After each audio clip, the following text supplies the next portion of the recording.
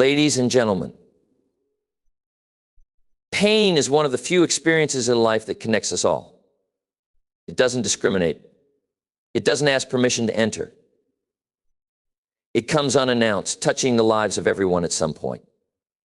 Pain may manifest in different forms, physical, emotional, mental, or even spiritual, but its presence is a universal reality. No one escapes it. Yet what distinguishes us from one another is not the pain we encounter, but the choices we make in response to it. Life is a series of seasons, and just as the farmer knows the sting of winter, we too face winters of our own. Sometimes it's the loss of someone we love, a betrayal by someone we trusted, or the frustration of our own failures. Other times, pain arises from circumstances beyond our control, natural disasters, economic downturns, or illness. Regardless of the source, pain is a given. It's woven into the fabric of life. But here's the truth: while pain is universal, growth is not. Growth is a choice. Pain will knock on everyone's door, but not everyone will open it with the intention of learning, healing, or evolving. Some will close the door, lock it, and let the pain fester in the dark corners of their soul. Others will crack the door just enough to peek at what lies on the other side, but fear keeps them from stepping through. And then there are those who throw the door wide open, inviting pain to sit at the table as they dissect its purpose, its lesson, and its gift. Let's not mistake growth for an automatic process. Just because we experience pain doesn't mean we'll automatically become stronger, wiser, or better. Growth requires intentionality. It requires a willingness to reflect on what's happened and to accept the uncomfortable truth that sometimes we play a role in our own suffering. It requires a decision to use the pain as a stepping stone rather than a stumbling block. Growth is work. It's the kind of work most people shy away from because it's easier to distract ourselves, blame others, or numb the discomfort. But avoidance doesn't erase pain, it amplifies it. The more we ignore it, the more it persists, manifesting in our relationships, our health, and even our dreams. Pain left unaddressed becomes a thief, robbing us of joy, peace, and fulfillment. Think about the caterpillar. Before it becomes a butterfly, it must endure the struggle of transformation. Inside the cocoon, it doesn't just sit idly waiting for wings to appear. It wrestles, it fights, and it grows. Without that process, the caterpillar never becomes what it's destined to be. Our pain is the cocoon. It's the space where transformation happens, but only if we're willing to engage with it. Growth doesn't mean we ignore the hurt or pretend it doesn't exist. In fact, the first step to growth is acknowledgement. We must face the pain, name it, and sit with it long enough to understand its message. Why did it come? What is it teaching us? Pain often holds up a mirror, revealing the areas in our lives that need attention, change, or healing. For some, the lesson might be about resilience, discovering a strength they never knew they had. For others, it's about letting go of something or someone that no longer serves them. And for many, pain teaches empathy, giving them a deeper understanding of others' struggles and a heart that's more open to connection. Growth also requires courage. It's not easy to confront the wounds of the past or the fears of the future. It's not easy to admit that we're vulnerable, broken, or in need of help. But courage doesn't mean the absence of fear, it means acting despite it. It means taking that first step, however small, toward healing and progress. We must also recognize that growth is a process, not an event. It doesn't happen overnight or in a straight line. There will be days when the pain feels insurmountable, when the weight of it threatens to crush us. And there will be days when we feel the light breaking through, when hope starts to rise again. Both kinds of days are part of the journey. Another truth about growth is that it often requires letting go of old beliefs, unhealthy habits, or toxic relationships. Pain has a way of revealing what no longer fits in our lives. It's as if it burns away the excess, leaving us with what truly matters. But letting go is hard. It's uncomfortable. Yet it's in that discomfort that we find freedom. It's also important to understand that growth doesn't mean perfection. It's not about achieving some ideal version of ourselves or pretending we have it all together. Growth simply means progress. It means becoming a little better today than we were yesterday. It means learning from our mistakes, forgiving ourselves, and moving forward with greater wisdom. Pain can be a teacher, a motivator, and even a gift, but only if we choose to see it that way. It's all about perspective. The same fire that destroys a forest also makes way for new growth. The same storm that uproots trees nourishes the soil. And the same pain that breaks our hearts can open them to deeper love, purpose, and understanding. The people you surround yourself with, the ones you allow into your life, play a critical role in your healing. Whether you're recovering from loss, failure, or disappointment, your circle has the power to either amplify your pain or aid your recovery. Healing, after all, is not just a solitary journey, it's also a relational one. Think of your closest relationships as a garden. The people in your life are the seeds, the water, and even the sunlight that influence how you grow during times of hardship. Some relationships nourish you, giving you the strength to rise again, while others drain you like weeds, choking the life out of a thriving plant. The challenge lies in discerning which is which. When you're hurting, you're vulnerable. Your guard is down, your energy is low, and your emotions can feel like they're in control. It's in these moments of vulnerability that your circle reveals its true nature. Are they supporting you, lifting you, and encouraging you to move forward? Or are they indifferent, dismissive, or even adding to your pain? Let's start with the most basic truth: you need people who listen. Genuine listening is a rare gift. Many people hear, but few truly listen. Someone who listens without judgment, interruption, or the need to fix you is invaluable. They create a safe space for you to express your feelings, to process your emotions, and to begin the work of healing. Listening isn't passive, it's one of the most active and compassionate ways someone can show up for you. But listening is only part of the equation. You also need people who challenge you, not in a confrontational way, but in a way that pushes you toward growth. When you're hurting, it's easy to fall into the trap of self-pity or victimhood. A strong circle won't allow you to stay there. They'll empathize with your pain, but they'll also remind you of your strength. They'll encourage you to take responsibility for your healing and to look for the lessons in your struggles. The opposite is true as well. If your circle consists of people who dwell in negativity, blame, or drama, they'll pull you into that same mindset. Misery loves company, and when you're already hurting, it's dangerously easy to sink deeper into despair when surrounded by people who enable it. Your circle should elevate you, not anchor you to the ground. Consider the influence of energy. Every person carries their own energy, whether positive or negative, and it's contagious. The friend who always sees the glass half empty, who complains constantly, or who thrives on conflict can drain your energy faster than anything else. Conversely, the friend who radiates hope, kindness, and encouragement can replenish your spirit, even on your darkest days. When you're healing, your energy is precious. Be mindful of who gets to share it. Another important factor is accountability. True friends won't let you sabotage your own healing. They'll call you out when you're slipping into harmful patterns, whether it's isolating yourself, avoiding your responsibilities, or numbing your pain in unhealthy ways. This kind of accountability isn't easy to accept, especially when you're hurting, but it's a crucial part of growth. A good circle balances empathy with honesty, compassion with tough love. Healing also requires boundaries, and your circle should respect them. When you're in pain, you might need more space, more time, or more quiet than usual. Not everyone will understand this. Some people might take it personally or pressure you to meet their needs instead of honoring your own. These aren't the people who will help you heal.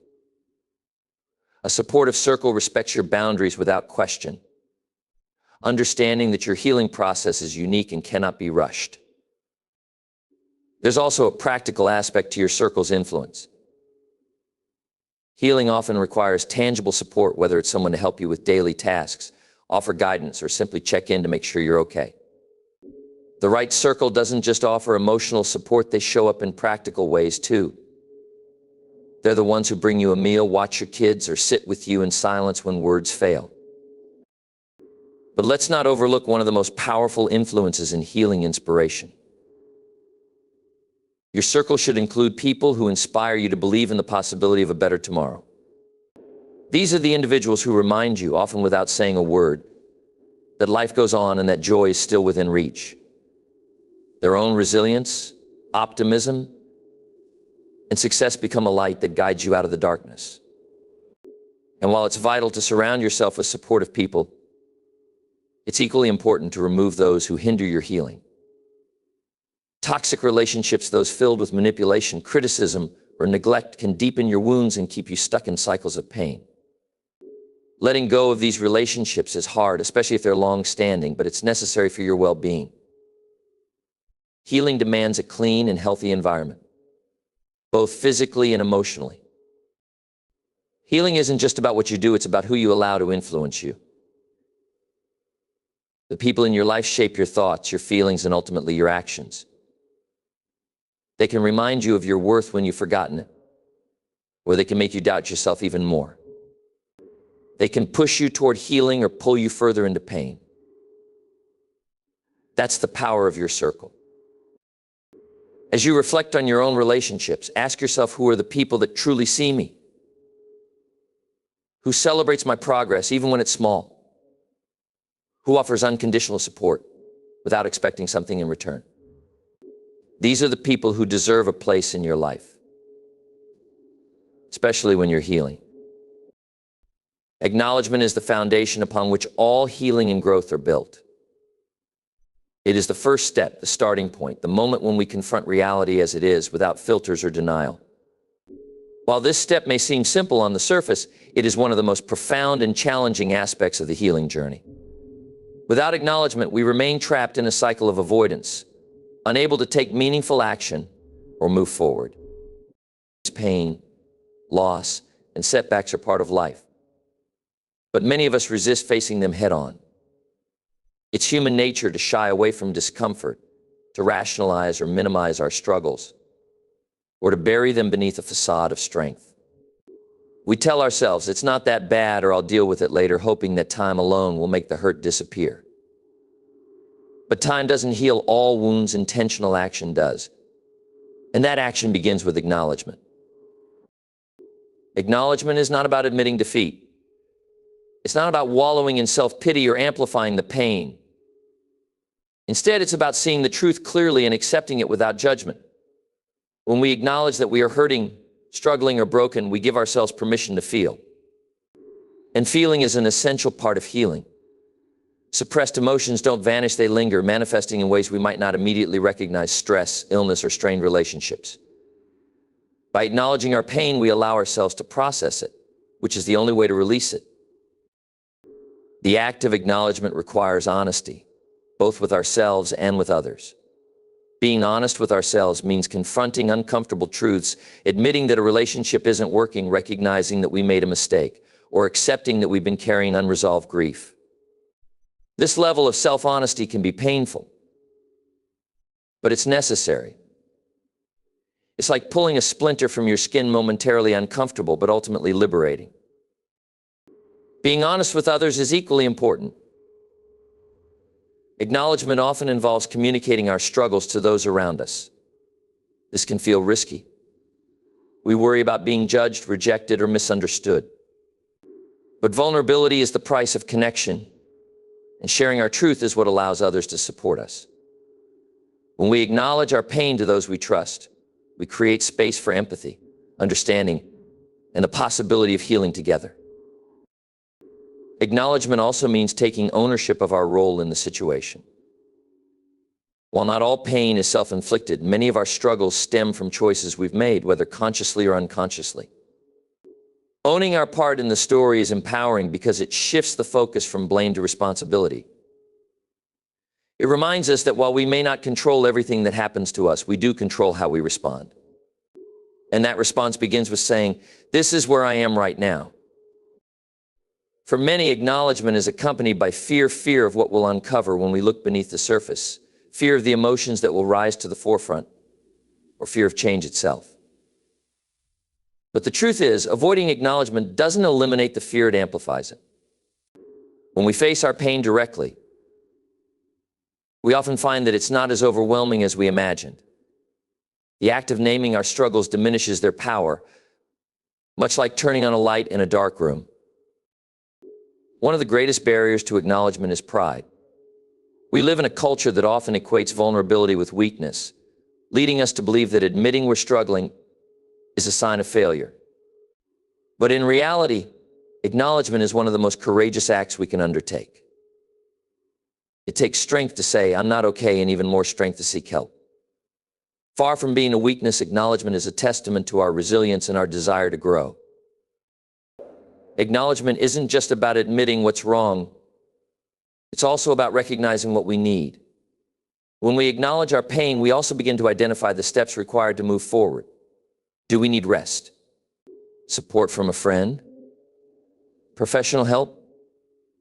Time to reflect? By tuning into our needs, we start to rebuild piece by piece the foundation of our well-being. It's also important to acknowledge the complexity of our emotions. Rarely is pain a singular experience. Often it's intertwined with feelings of guilt, anger, sadness, or even relief. Acknowledgement means giving ourselves permission to feel all of it, without labeling some emotions as good or bad. Each feeling has a role to play in the healing process. And by allowing ourselves to experience them fully, we gain deeper insight into our inner world. Acknowledgement is not a one-time event, it's an ongoing process. Just as wounds heal layer by layer, so too does our acknowledgement deepen over time. We may start by admitting we're hurting, only to later uncover deeper truths about the source of that pain. This unfolding process is natural and necessary. Each layer we uncover brings us closer to understanding ourselves and our experiences more fully. Lastly, acknowledgement paves the way for hope. When we stop running from our pain and face it with courage and clarity, we open the door to possibility. Possibility for healing, for growth, and for transformation. It's in the act of saying, "This is where I am," that we begin to imagine where we could go next. When life knocks us down, it's natural to look outward for comfort, answers, or even someone to blame. We want others to see our pain, to understand the weight we're carrying, and to help lift us back up. While support and connection are essential, the ultimate responsibility for healing lies with you and you alone. No one else can feel your pain, process your emotions, or take the necessary steps to move you forward. Healing is deeply personal, and it begins with the acknowledgement that your well-being is in your hands. It's tempting to believe that external factors, other people, circumstances, or time itself are the primary drivers of healing. We tell ourselves, "If only they hadn't hurt me," or "I'll feel better when things get back to normal." But these thoughts, while understandable, place the power for our healing outside of ourselves. They shift us into a reactive state, waiting for the world to change instead of taking action to change ourselves. Healing starts with a choice, a conscious decision to face the pain, take ownership of the journey, and commit to growth. It's not an easy choice. It's far easier to distract ourselves, blame others, or avoid the discomfort altogether. But avoidance only prolongs the suffering. Unhealed wounds don't disappear, they linger in the background, shaping our thoughts, behaviors, and relationships in ways we might not even realize. Taking responsibility for healing means stepping out of the role of victim and into the role of creator. This doesn't mean denying the wrongs done to you or invalidating your pain. It means recognizing that while you may not have chosen your circumstances, you do have the power to choose your response. You can't change the past, but you can shape the future. And that power lies entirely within you. Responsibility requires self-awareness. You must be willing to look inward, to examine the thoughts and beliefs that may be holding you back. Are you clinging to resentment, replaying old stories of hurt, or believing that you're unworthy of happiness? These patterns can keep you stuck, but awareness is the first step to breaking free. By identifying the ways in which you're contributing to your own suffering, you take the reins of your healing process. One of the most challenging aspects of responsibility is accepting that no one else can do the inner work for you. Friends and family can offer support, encouragement, and love, but they cannot heal you. Therapists and coaches can guide you, but they cannot walk the path for you. Their role is to provide tools and insights. Your role is to use them. Expecting someone else to fix your pain is not only unfair to them, it's a denial of your own power. This isn't to say that healing should be a solitary journey. While the responsibility for healing is yours, the process is often supported by connection. Sharing your struggles with trusted individuals, seeking professional help, and leaning on your community are all valuable steps. But even in these moments of connection, the work remains yours.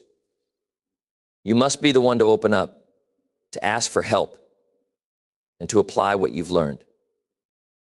Healing is also about making choices small, consistent choices that add up over time. Each day presents an opportunity to move closer to wholeness, whether it's by journaling your thoughts, taking a walk to clear your mind, or practicing self-compassion. These choices may seem insignificant in the moment, but their cumulative effect is profound. No one else can make these choices for you, and no one else can experience their benefits. Responsibility also means letting go of the expectation that healing will be quick or linear. There will be setbacks, moments when the pain feels as raw as it did on day one. In these moments, it's easy to fall into the trap of self-blame or to give up altogether. But healing is not about perfection, it's about persistence. Each step, no matter how small, is progress. Another important aspect of responsibility is recognizing and releasing the things you cannot control. While you may want closure, apologies, or justice, these things are not guaranteed. Holding on to them as prerequisites for healing gives power to forces outside your control. True healing comes from within, from the decision to move forward regardless of what others do or don't do. Taking responsibility for healing is an act of self-respect. It's a declaration that your well-being matters, that your life is worth investing in. It's about reclaiming your power, the power to shape your thoughts, to process your emotions, and to choose actions that align with the person you want to become. It's also about embracing the idea that healing is not just about recovering what was lost, it's about discovering what's possible. Pain has a way of revealing our strengths, our values, and our capacity for growth. But these revelations only come when we take responsibility for engaging with the pain, rather than running from it. Pain is one of life's most challenging teachers. It arrives uninvited, disrupts our plans, and leaves us questioning everything we thought we knew. Yet within pain lies a unique opportunity, the chance to transform it into power. This transformation doesn't erase the hurt or minimize its impact, but it allows us to channel our experiences into something meaningful, constructive, and even inspiring. Pain, when faced with courage and intention, can become a catalyst for growth, resilience, and personal empowerment. The first step in turning pain into power is acknowledging its presence. Pain often demands to be felt, whether it's physical, emotional, or spiritual. Ignoring or suppressing it may offer temporary relief, but it doesn't lead to true healing or empowerment. Instead, suppression often intensifies the pain, turning it into unresolved baggage that weighs us down. Acknowledging pain means facing it honestly and accepting it as a part of your journey. This act of courage is the foundation for transformation. Once you've acknowledged your pain, the next step is to reframe your perspective. Pain often feels like an enemy, something to fight against or escape from. But what if, instead, you viewed pain as a teacher? Every painful experience carries a lesson, even if it's not immediately clear. It might teach you about your own strength, your capacity for empathy, or the areas of your life that need attention and change. By reframing pain as an opportunity for growth, you begin to shift from a place of victimhood to one of agency. Turning pain into power also requires self-awareness. You must be willing to examine your emotions, thoughts, and reactions with honesty and compassion. What is the pain trying to tell you? Is it highlighting unmet needs, unresolved trauma, or areas where you've been neglecting yourself? Self-awareness allows you to understand the root of your pain and to take intentional steps toward addressing it. It's through this process of introspection that pain begins to lose its grip and transform into something useful. Action is another essential component of transformation. Pain on its own does not automatically lead to power. It's what you choose to do with that pain that makes the difference. Perhaps it inspires you to make a change, whether it's leaving a toxic relationship, pursuing a new passion, or setting healthier boundaries. Or maybe it fuels a sense of purpose, motivating you to help others who are experiencing similar struggles. By taking action, you reclaim your sense of control and turn a passive experience into an active one. Resilience is often forged in the fires of pain. When you face adversity and choose to rise above it, you build inner strength and confidence. Each time you overcome a challenge, you prove to yourself that you are capable of handling more than you thought possible. This resilience becomes a source of power that you can draw on in future trials. It reminds you that while pain is inevitable, it doesn't have to define you. Turning pain into power also involves letting go. Many of us carry pain far longer than we need to, holding on to grudges, regrets, or the hope for closure that may never come. Letting go is not about forgetting or condoning what happened. It's about freeing yourself from the hold it has over you. Forgiveness, whether of others or yourself, is a powerful way to release pain and make space for growth. Creativity can be a profound tool in this transformation process. Some of the world's greatest art, music, and literature have been born from pain. Channeling your emotions into creative outlets allows you to express what words alone cannot convey. Whether it's painting, writing, dancing, or another form of expression, creativity can help you process your pain and turn it into something beautiful and meaningful. Another way to turn pain into power is by using it as a source of connection. Pain is a universal experience. No one is immune to it. Sharing your story with others not only helps you process your own emotions, but also reminds others that they're not alone. In this way, your pain becomes a bridge that fosters empathy, understanding, and community. The act of helping others can be deeply healing and empowering. Gratitude may seem like an unlikely companion to pain, but it plays a crucial role in the transformation process. Even in the midst of suffering, there are often things to be grateful for: the people who support you, the lessons you've learned, or the strength you've discovered within yourself. Gratitude doesn't erase pain, but it shifts your focus, reminding you of the good that coexists alongside the hardship. Finally, turning pain into power requires a vision for the future. Pain has a way of narrowing our focus, keeping us fixated on the present moment or the past. But empowerment comes from looking forward, from envisioning a life that is not defined by what happened to you, but by what you choose to create. This vision serves as a guiding light, motivating you to take the necessary steps toward healing and growth. Pain is inevitable, but remaining powerless is not. The choice to transform pain into power lies within each of us, waiting to be claimed. It's a process that requires courage, self-awareness, and intentional action, but the rewards are profound resilience, purpose, and a life that reflects your strength and determination. As we reflect on the journey through pain, healing, and growth, one truth emerges: our challenges do not define us, our choices do. Every setback, every heartbreak, and every struggle holds within it the seeds of transformation. Pain, though unwelcome, is an inevitable part of the human experience, but it is not the end of the story. It is the beginning of a powerful chapter, one where we rise above the circumstances that sought to break us and emerge stronger, wiser, and more resilient.